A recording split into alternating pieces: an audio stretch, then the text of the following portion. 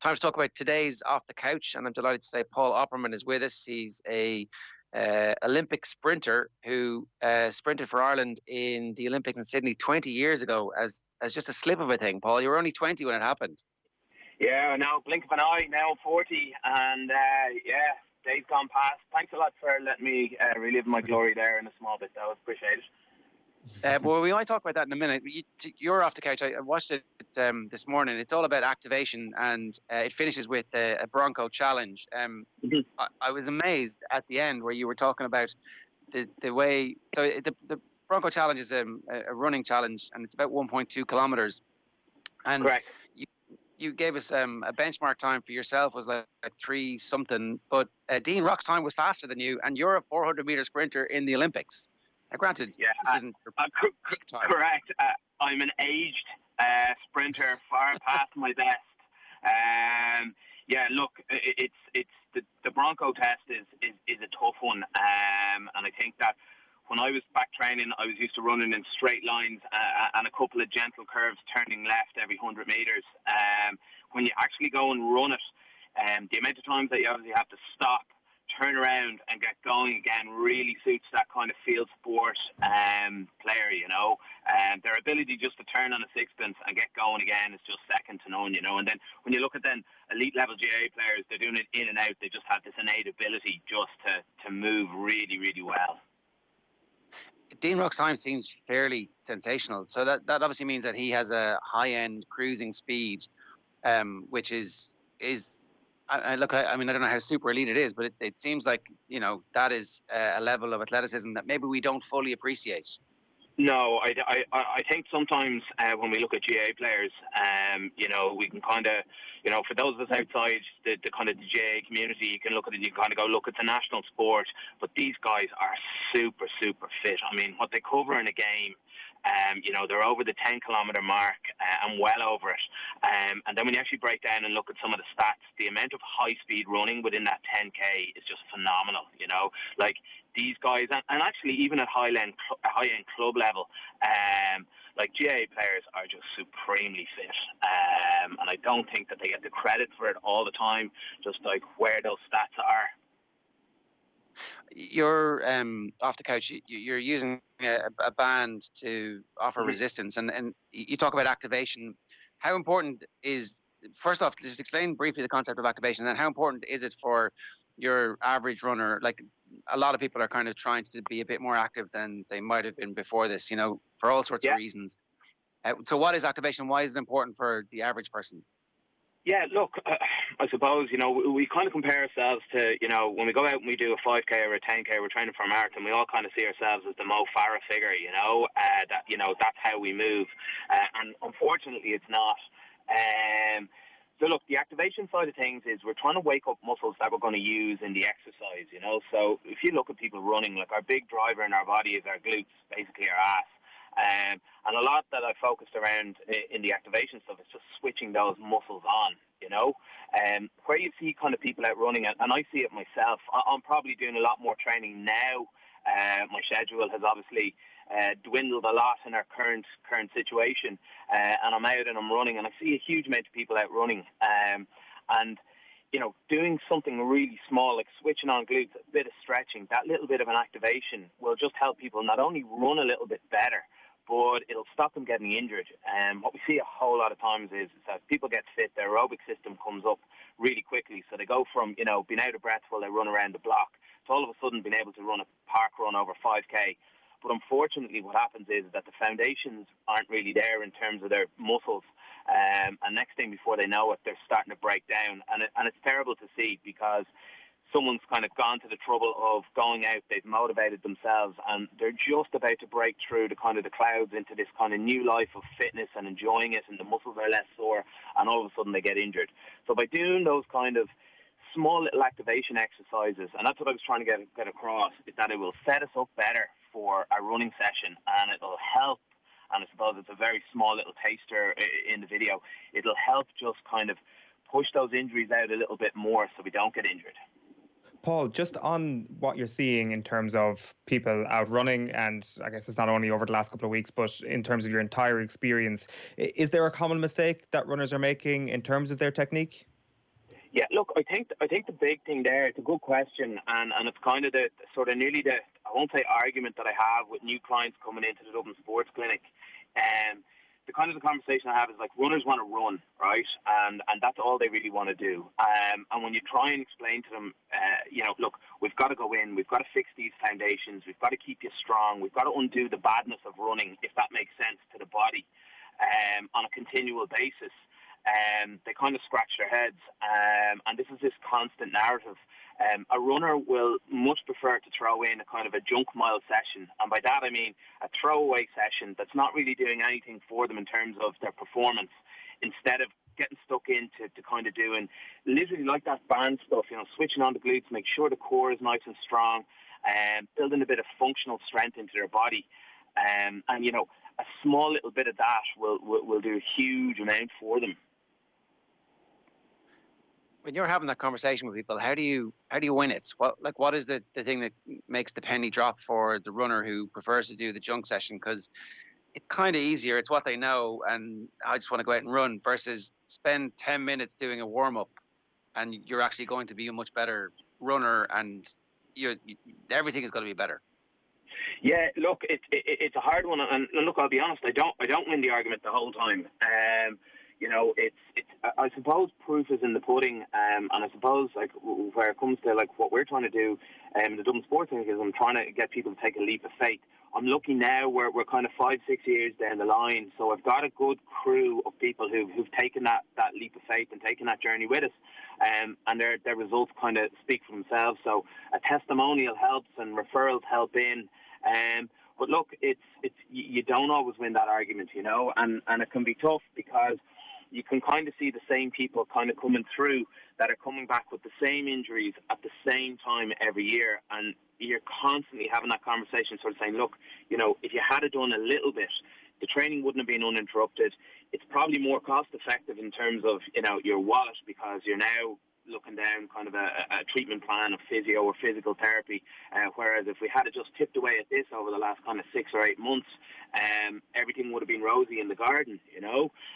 It's not for everybody, I think, but I think the other side of it is that sport, and elite sport, I think through Instagram, through Twitter, it's becoming very accessible for everyone. Like back when I was running, it was cloak and dagger what was happening over in America, what was happening over in the UK. You could only guess what the likes of Michael Johnson or Maurice Green or any of these guys are doing. Now, you can look on an Instagram, you can find out what Bolt are doing, what Mo Farah is doing, So these guys are doing this, and, now with a little bit of research, the kind of the recreational runner who kind of wants to, run his first marathon or her first marathon can actually see what the best guys are doing, and then we just have to guide them there as well.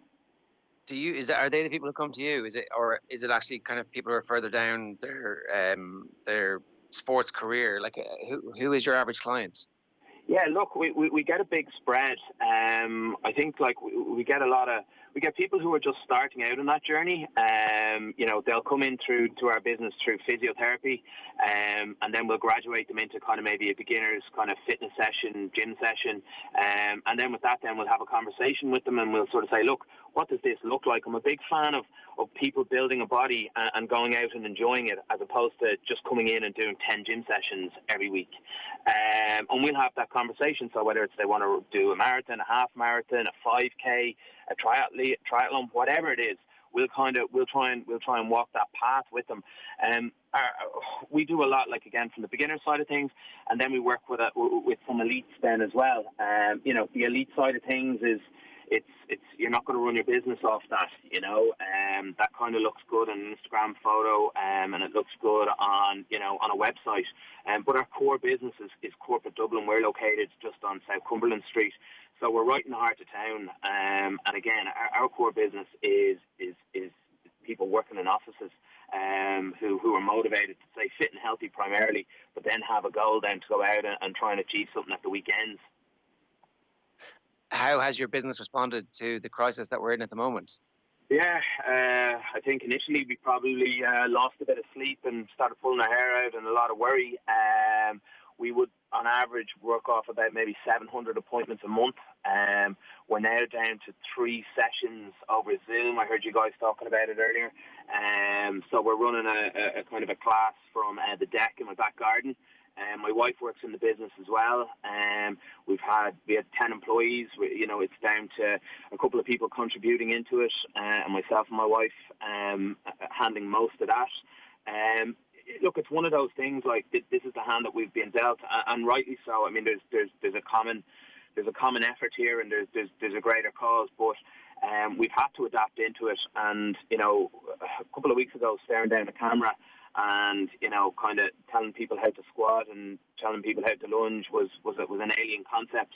But it's amazing how quick your mindset changes and you adapt into it. And like that, our clients as well have kind of embraced it. They've been massively supportive of us. Our business model is obviously changed at the moment, but I think that we're looking at it more as a retention tool for our clients, stay in contact with them, so that when I suppose we finally get over the COVID-19 outbreak and sort of the taps of the economy get switched back on, it's an easy transition to get people back into the building and get ourselves up and running again. Yeah, it's funny. I'd imagine, Paul, I'd imagine, Paul, as well, the byproduct of all of that is people who are out and not able to obviously get into a gym at the moment, or not able to get into a training facility or whatever it is, and they're finding this awareness of the importance of fitness and the importance of exercise. And as tough as times are right now for the fitness industry, you might actually just have an influx of new customers and an influx of new people keen to learn after this is all over. Look, completely. Like, you're 100% right. I mean, it's been a complete eye opener for us. Like, we're busy, and busy is great, but it stops kind of an evolution, I think. Like this idea of doing online classes and stuff like that would have been something. I'll be completely honest with you. I'm a bit of a technophobe. I would have tutted at a few months ago. Now I didn't have a chance. I didn't have a choice. We had to adapt into it. What's been really good for us as, I suppose, coaches is we've had to adapt our training sessions, that we don't have the bells and the whistles of all of the equipment, so there's a nice little learning curve in there as coaches.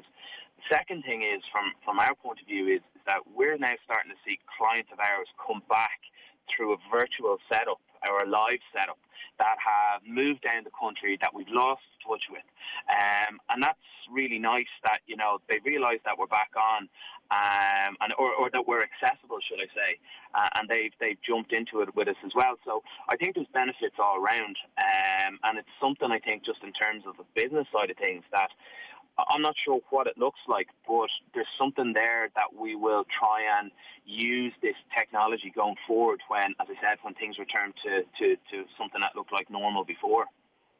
Yeah, look, I actually think that's going to be one of the takeaways for a whole swathe of different industries. We obviously have been broadcasting with people on Skype since Halloween 2017. We've been asking everybody, can you stick on your Skype camera? And at the start, everybody was like, no, I'm not doing it. I'm absolutely. And now it's like, absolutely, of course. And actually, most people have some kind of setup where they understand where the position of the camera is supposed to be and where they're supposed to be relative to it. And it has vastly improved. But you can see that there will be fewer people working in offices, that you might need more remote clients, because the city centres might actually be a different type of constellation of people. There might actually be more room for more apartments and more families living in city centres from now on. And our public spaces, how do we begin to use those when all this begins to calm down? I think we haven't quite yet understood what the changes that are coming in our lives are going to be, but the use of technology on a day-to-day basis, that's not going to be rolled back anytime soon.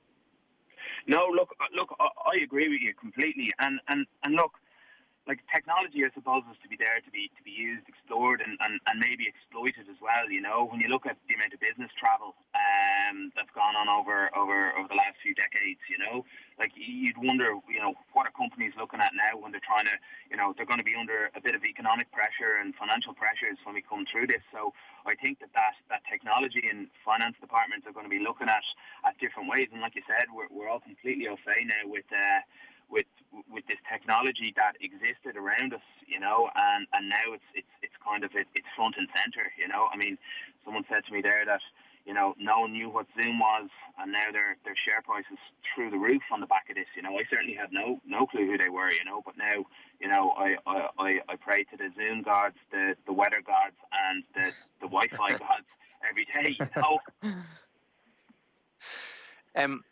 Last question for you in terms of your own evolution as an athlete. You obviously were fast as a kid.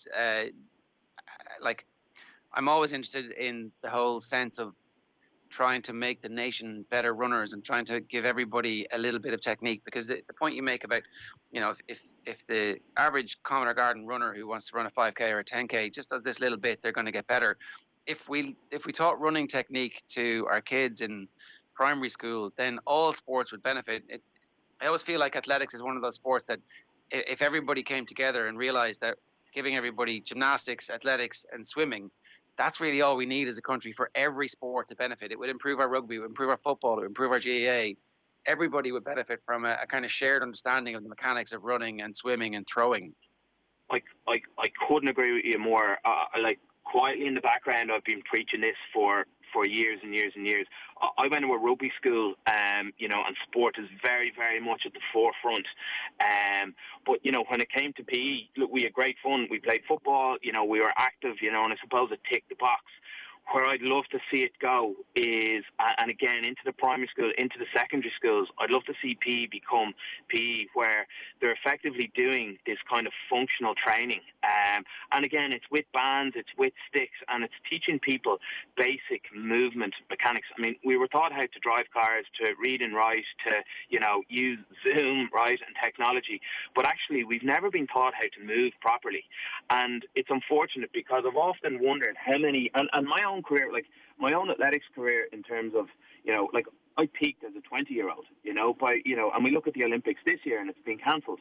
Had that happened in my year, when I was running in 2001, I was completely injured and I struggled to get back. I had a little bit of a flicker in 2003, and that was my career over. I was 23, and I wonder how many athletes out there, through, if they had just done a little bit more of the foundation work, how many people would we see, putting on an Irish jersey, or would they even come into that kind of fray where, in terms of the talent pool, it's kind of like a tube of toothpaste. It's the bottom pushing the top up, The flip side of it is that if you take the elite side of it out of it, is that what we want is a healthier nation, and we want people to go out and, exactly like I said, do that 5K run, but do it and enjoy it and not break down and not get injured. And I think you're correct. If we could put some sort of structure in place, and I'd love to have this conversation where, we do a little bit, but we do it a lot.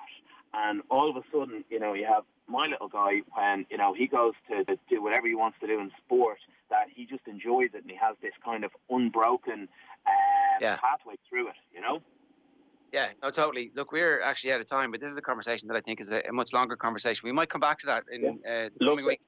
We've got a bit of time, it turns out, to have these conversations now. But Paul, it was great stuff. Really educational, and great to have you with us this morning. It's Paul Oppermann there, who obviously is from the Dublin Sports Clinic, and you can Google that, and you can also check out exactly what the type of stuff you would get from him on Off the Couch, which is live on all of our social channels, and I really recommend that one.